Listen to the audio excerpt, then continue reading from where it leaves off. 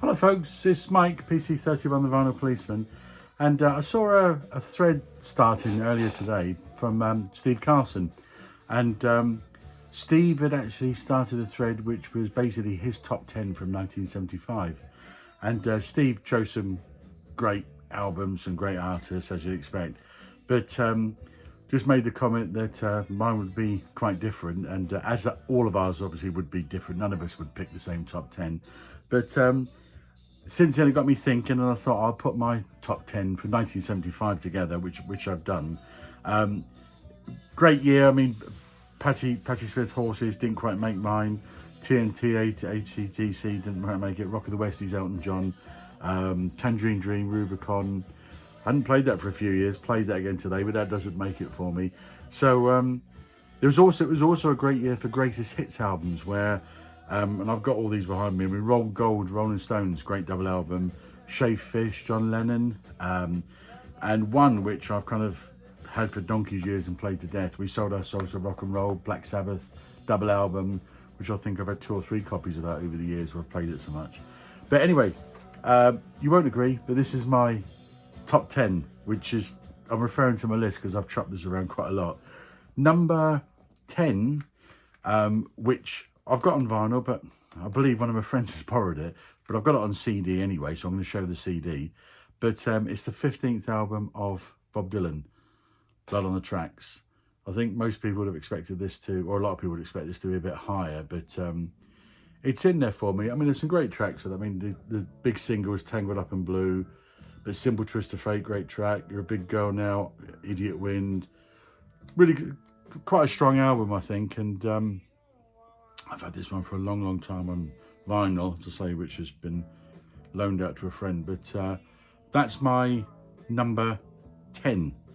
And this was his first album back on Columbia, where he left to go elsewhere, but he came back. My number 9 is The Who by Numbers.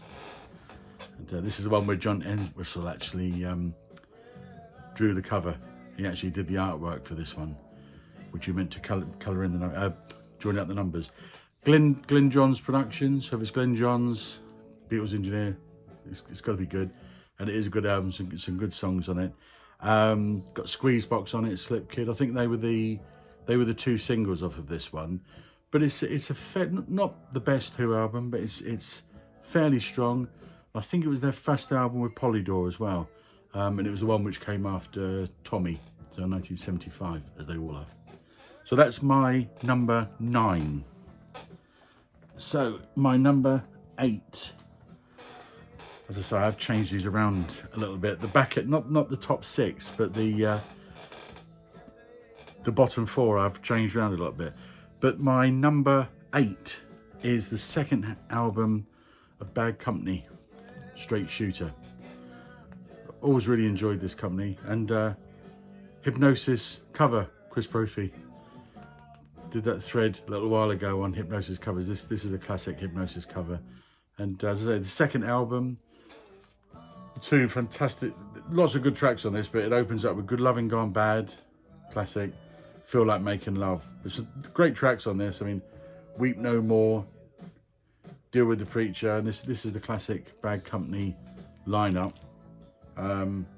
Produced by Bad Company, recorded in Ronnie Lane's Mobile at Clearwell Castle, Gloucestershire, England.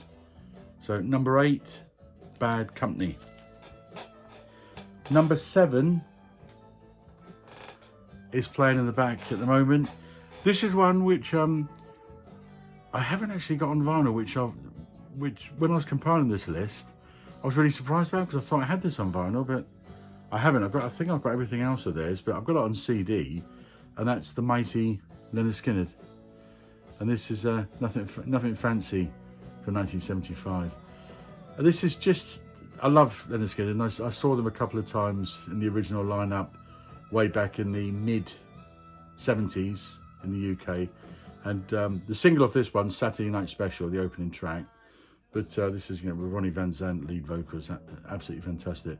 But with this one, again, it's not their strongest album, but it's just a really solid album you can put on, and it's just great, fantastic rock. So, Skinhead, their third album, Al Cooper production. That was number 7. Number 6. These are the ones which didn't change at all for me. They've been pretty static since I first started thinking about it. So number 6 and the 9th album from Elton John, Captain Fantastic, Brown Dirt Cowboy. Gus Dudgeon production. Really fantastic album. So many great tracks on this. I'll show you the label and everything. The artwork in this one is tremendous. I think it was modelled on Hieronymus Bosch type covers. We've got Bernie at the back there. It really is an amazing cover. I remember at the time when I bought it, and I think I bought this literally, I was very, very young, kind of the day it came out. I got this one. It's got a magazine inside, a scrapbook, paper kind of magazine scrapbook, lyrics as well. The label, the artwork really is superb on this one. And Someone Saved My Life Tonight was obviously the lead-off single. Fantastic song. Tower of Babel, Captain Fantastic, Brown Dirt Cowboy, We All Fall in Love Sometimes, beautiful track. Curtains, I've always absolutely loved that. But that's one of my, not my favourite Elton John, but certainly up there as one of his very, very best. So Captain Fantastic, that's also, I think, the last time for a while where the original Elton John, the classic lineups there with Nigel Olsson on drums, Dean Murray on bass, Davy Johnson on guitar, and Ray Cooper on percussion.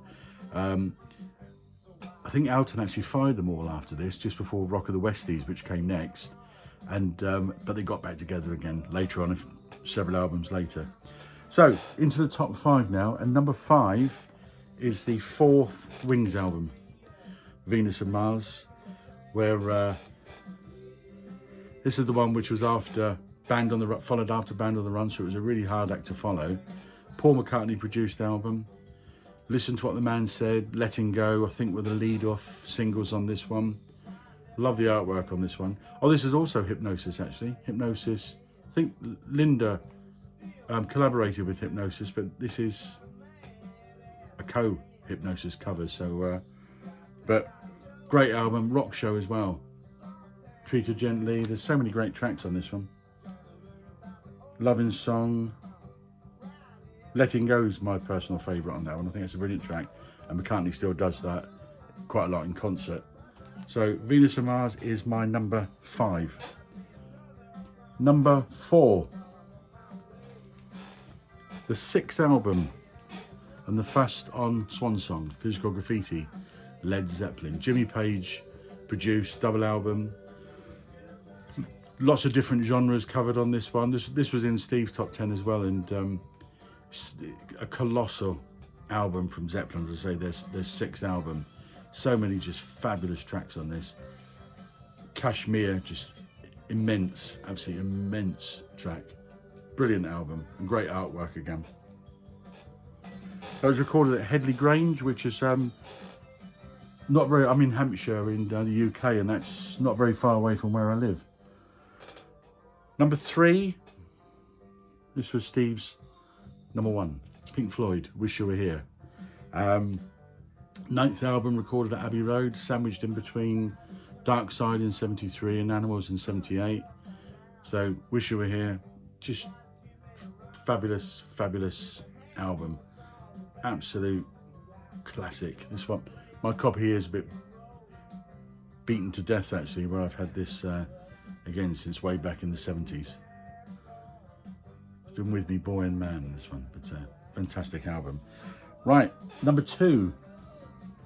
I'm getting close to the top spot now. So number 2, I have shown this album before because it's just one of my top 10 albums ever. The 6th Black Sabbath album, Sabotage.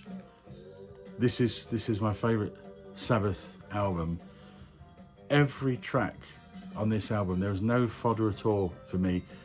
The Tony Iommi riffs on this are absolutely staggering. just a colossal album. The artwork on the cover is really interesting because this is where they were duped into a photo shoot, and they thought they were all going to dress in black, but this was just like a demo for the photos.